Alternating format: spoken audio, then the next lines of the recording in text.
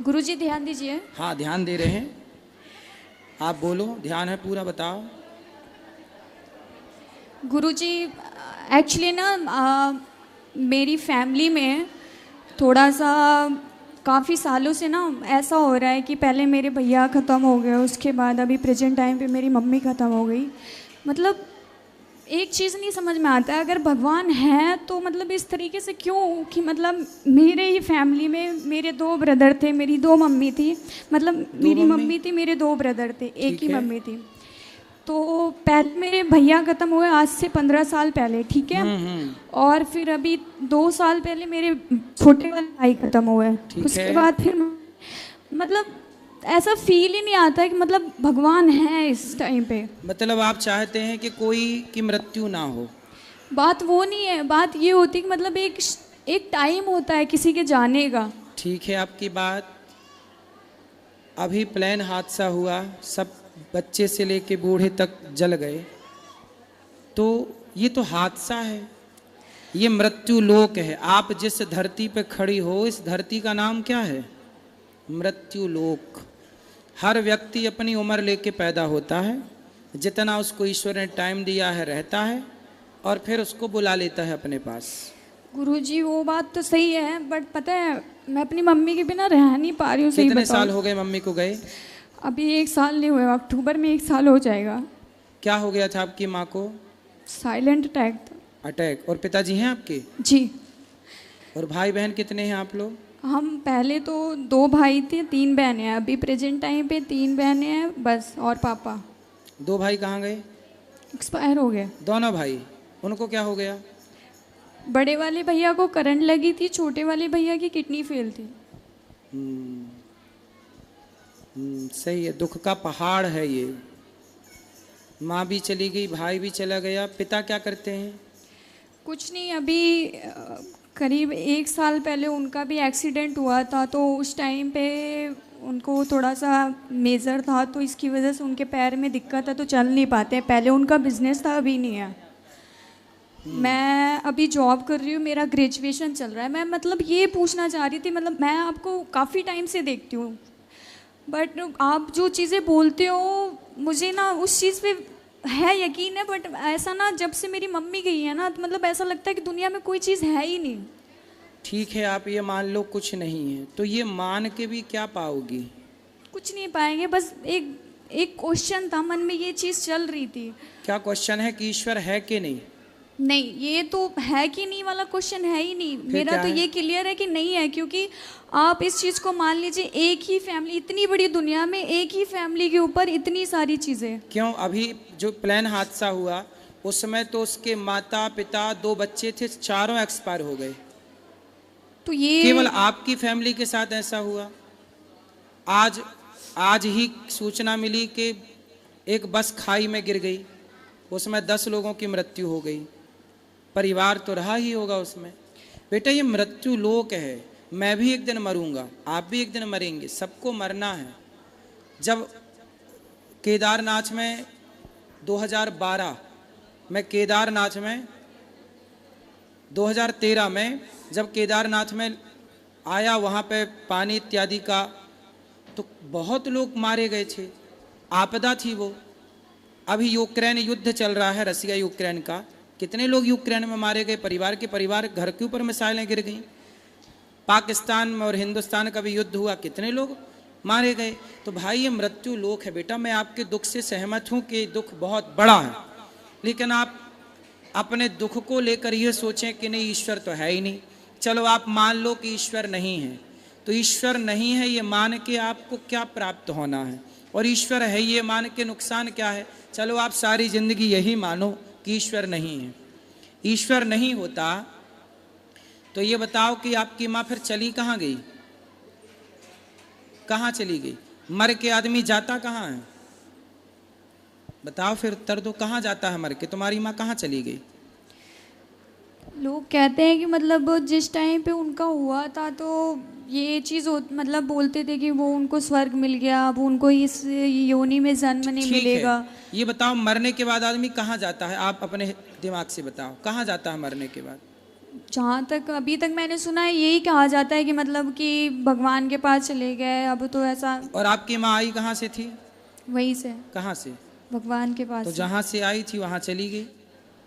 मैं अब ये अब नहीं, आप ये कह रही हो कि भगवान के घर से आई थी, भगवान के घर चली गई, और आप ये भी कह रही हो कि मैं ईश्वर को नहीं मानती। वो देखिए ये बात नहीं है कि मतलब भगवान के यहाँ चली गई, भगवान के यहाँ, मतलब मेरा मानना ये है, लोग ये, मैंने यही चीज़ बोली कि लोग ये कहते हैं कि मतलब कि वो भगवान के पास चली गई, भगवान के यहाँ से ही आई थी, बट एक ये चीज़ है ना कि बिलीव नहीं है, आपके मुझे नहीं है। आपके बिलीव करने ना करने से क्या होगा? क्या उल्लू को सूर्य नजर आता है? नहीं। तो क्या ये मान लिया जाए कि सूर्य नहीं है क्योंकि उल्लू को दिखाई नहीं पड़ता? जैसे उल्लू को सूर्य नजर नहीं आता पर सूर्य तो है, इसी तरह अज्ञानवश को ईश्वर को नहीं देख पाता, वो उसके अज्ञान का दोष है, ईश्वर तो है। आप मानो ना मानो, सत्य तो है बेटा, आप स्वीकार करो या मत करो, ये सत्य है। हम मृत्यु लोक में बैठे हैं, हमें मरना पड़ेगा। आपकी माँ चली गई, भाई चले गए, ये बहुत बड़ा दुख है, हम आपके दुख में आपके साथ हैं। लेकिन आप कहो कि अब मैं ईश्वर को नहीं मानती। माँ जिंदा थी तब आप ईश्वर को मानती थी, भाई जिंदा था तब आप ईश्वर को मानती थी, अब ये चले गए तो आप ईश्वर को नहीं मानती। इसका मतलब तो ये हो गया कि आप ईश्वर की परिभाषा अपने हिसाब से तय करेंगी कि जब तक ईश्वर सब बेहतर रखेंगे तो हम ईश्वर को मान लेंगे, जब ईश्वर बेहतर नहीं रखेंगे तो हम ईश्वर को नहीं मानेंगे। ये तो परिभाषा आपने अपने हिसाब से मैनेज कर ली, जबकि परिभाषाएं हमारे हिसाब से नहीं होती। जो है वो है, आप उसे स्वीकार करो या मत करो। सुदामा इतने गरीब थे, नरसिंह मेहता का जवान बेटा मर गया, नरसिंह मेहता जी का जवान बेटा मर गया। लोगों ने कहा भाई रो लो, तुम्हारा बेटा मर गया। नरसिंह जी बोले क्यों रोले भैया, कहाँ से आया था? बोले ईश्वर के घर। कहाँ चला गया? ईश्वर के घर। जब उसकी संपत्ति उसके पास चली गई तो मेरा तो था ही नहीं। मीराबाई के पति मर गए, लोगों ने कहा मीराबाई थोड़ा रो लो। मीरा बोली क्यों रो लें? बोले आपके पति मर गए। मीराबाई बोली मैंने जिसको अपना पति बनाया है वो कभी मर ही नहीं सकता, और जो मर गया वो मेरा कुछ था ही नहीं। भाई ये बताओ, हमने बेटा रिश्ते हमने बना लिया, ये हमारी माँ है, ये हमारा बाप है, ये हमारा बेटा, यही तो रिश्ते होते हैं। हम इन रिश्तों में इतने जकड़ जाते हैं कि हमें लगता है ये मेरी माँ के बिना मैं नहीं रह सकती, मैं पति के बिना नहीं रह सकती, मैं पुत्र के बिना। ये मोह है, आपने ही जबरदस्ती पकड़ रखा था। जबकि ये संसार ऐसा है, मृत्यु इतनी निर्दयी है कि वो ये नहीं देखती कि ये माँ है कि बच्चे हैं कि बूढ़े हैं कि जवान हैं। इसलिए बेटा हमें रहना तो संसार में ही है, इसलिए संसार के नियमों का उल्लंघन नहीं कर सकते। संसार में नियम ये है कि ये सृष्टि चल रही है, आपने घड़ी पहनी है तो उसे किसी ने बनाया होगा तब तो आपने पहनी, कोई बनाने वाला होता ही नहीं तो आप घड़ी कैसे पहनती? आपने जो टी शर्ट पहनी है इसे किसी ने बनाया है कि बिना बनाए बन गई? जी किसी ने बनाया तभी तो पहने हैं। आपकी आंख है, आपकी आंखों में दिखता है, इस तरफ वाइट है बीच में काली है पुतली, तो ये बिना बनाए बनी कि किसी ने बनाया होगा? नहीं बनाए हैं तभी तो। फिर तो जिसने बनाया है आपको वो कौन है? आप भी तो बिना बनाए नहीं बन सकती थी ना, आपको किसने बनाया है बताओ? भगवान। फिर जिसने आपको बनाया है, आप कह रही हो कि मैं उससे नहीं मानती, केवल इसलिए नहीं मानती क्योंकि मेरी माँ चली गई, क्योंकि मेरा भाई चला गया। ठीक है वो दुख है, दुख अलग विषय है, पर सत्ता को नकारना ये तो अलग ट्रैक पे आप चली गई। सुदामा इतने गरीब थे, आज सुदामा की तरह कोई गरीब हो तो वो तो यही कहेगा मैं ईश्वर को नहीं मानता, मैंने तो इतनी भक्ति की, पर क्या मिला? सुनो, द्रौपदी को जानती हो? जी। कौन है? नहीं इतना नहीं पता मुझे। कृष्ण की बहन है, अर्जुन की पत्नी है, पांडवों की पत्नी है, जिसका चीर हरण हुआ था। जी। द्रौपदी के 5 बेटे थे, 5 बेटों को मार दिया अश्वत्थामा ने, जबकि वो तो कृष्ण भगवान की बहन थी ना। तो भगवान की बहन के बेटों को मार दिया। अभिमन्यु मार दिया गया, अभिमन्यु तो सगा भांजा था भगवान कृष्ण का, पर मृत्यु तो भैया राम के पिता हैं दशरथ, मर गए। ये मृत्यु लोक में भैया जो आया है, चाहे वो भगवान का बाप ही क्यों ना हो, इस सच्चाई से तो गुजरना ही है ना अपने को। आपकी माँ का जितना टाइम था, आप ये क्यों नहीं सोचती कि आपकी माँ को तब मर जाती वो जब आप पैदा हुई थी, आपने माँ का मुंह ही ना देखा होता तब माँ मर जाती तो आप कर क्या लेती? पर भगवान ने आप पर दया की और इतने वर्षों के लिए माँ का सुख आपको दिया, माँ का दूध दिया, माँ की गोद दी, माँ का लाड़ जो दिया है, क्या उसका थैंक यू आपने किया? जो नहीं दिया उसकी शिकायत है बेटा। इसलिए भगवान का चिंतन करो और मन लगा के काम करो। माँ बाप के सपने आप साकार करो पढ़ लिख कर। ईश्वर को कोसने से कुछ ना होगा। कोसते रहो सारी जिंदगी, बैठे कोसते रहना, क्या हो जाएगा? ईश्वर तो ऐसी सत्ता है, कोई उसे माने ना माने उसका क्या बिगड़ रहा है? ईश्वर अपने, देखो आप ये क्यों नहीं सोचती हो, जो व्यक्ति कोई पाप करता है तो उसके पाप का दंड उसे मिलना चाहिए कि नहीं? मिलना चाहिए। मिलना चाहिए। तो बेटा कभी कोई पाप हमसे होते हैं जिस पाप के कारण हमारी माँ हमसे चली जा, हम बिना माँ के हो जाते हैं। अब जो बच्चा पैदा होती उसकी माँ मर गई, क्यों मर गई भैया? इसको माँ का प्यार नहीं मिला, मतलब इसके भाग्य में माँ का सुख था ही नहीं। क्यों नहीं था? क्योंकि इसके पिछले जन्म का कोई ऐसा कर्म रहा होगा जिस कर्म से इसकी माँ का सुख इसे नहीं मिलना था। आप ये भी तो सोचो कि आप आज खड़ी हो, तो आप आज खड़ी हो यहाँ, इसके पहले भी आप कुछ कर रही थी, पिछले जन्म में कोई कर्म आप कर रही थी, उस कर्म के कारण आपको ये जन्म मिला। इस जन्म में माँ नहीं मिली, भाई मिला, इतना दुख मिला। भाई ये कर्म दंड है ना बेटा। भीष्म पितामह ने बाणों की सैया पे क्यों लेटे? क्योंकि इस पिछले किसी जन्म में सांप को फेंक दिया कांटों के ढेर में। जब हम कोई पाप करते हैं तो पाप का दंड हमें तो मिलता ही है ना बेटा, दुख के रूप में। आपको दुख हो रहा है तो ये दुख क्या है? आप ये क्यों नहीं सोचती? आप कहते हो मैं ईश्वर को नहीं मानती, आपने ये क्यों नहीं सोचा कि ये मेरे किसी जन्म का कोई पाप रहा होगा, जिस पाप के कारण ही मुझे पाप ही दुख देता है, पुण्य सुख देता है। ये प्रकृति का, ऐसे कोई मानो ना मानो पर अटल सत्य यही है कि हमारे पाप हमें दुख देते हैं, हमारे पुण्य हमें सुख देते हैं। बात समझ में आई? जी। इसलिए यही है हिसाब ईश्वर का, यही है न्याय। आप की माँ चली गई, इतना सुख देकर गई, मतलब आप पर ईश्वर की कृपा है। कितने दिन आप पैदा होती माँ मर जाती तो क्या करती? आप भाग्यशाली हैं, कितने वर्ष आपकी माँ थी। वो लोगों को देखिए जिनकी माँ पैदा होती मर जाती है, उनसे आप कितनी बेहतर हैं। देखो पॉजिटिव रहना है तो बहुत सारी बातें हैं, और नेगेटिव ही रहना है, नकारात्मक ही सोच रखना है तो कोई बात नहीं है। फिर एक ही बात है कि जी ईश्वर नहीं है। फिर यही माना जाए कि ईश्वर नहीं है और कोसा जाए ईश्वर को, तो ये कोस कर भी क्या पाओगे आप और क्या पाऊंगा मैं?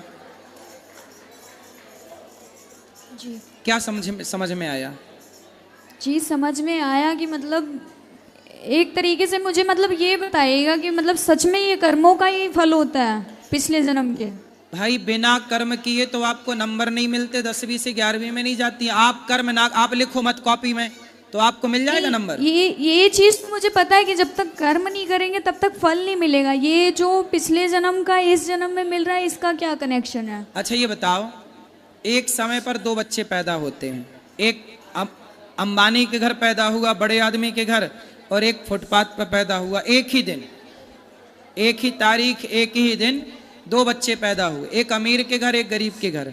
अब बताओ, जो अमीर के घर पैदा हुआ वो सोने की चम्मच में दूध पिएगा, सोने के झूले में झूला झूलेगा, वो जन्म लेते ही रईस हो गया। और इस गरीब ने फुटपाथ पर पैदा हुआ, साड़ी का झूला बांधती है माँ।